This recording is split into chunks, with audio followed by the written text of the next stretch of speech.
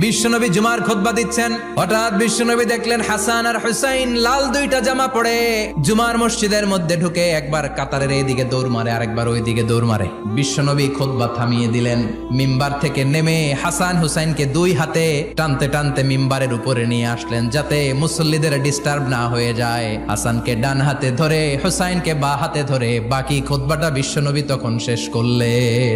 আবার বিশ্বনবী জুমার খুতবা দিতে দাঁড়ালেন, এক সাহাবী এসে বসে বলল, বিশ্বনবী বললেন, কম দাঁড়াও, 2 রাকাত পড়ছো?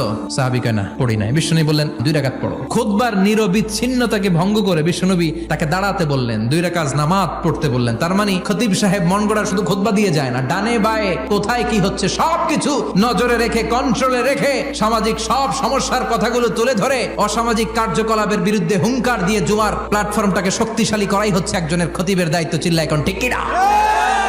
এ কাজই করেছেন বিশ্বনবী 500টা খুতবায়।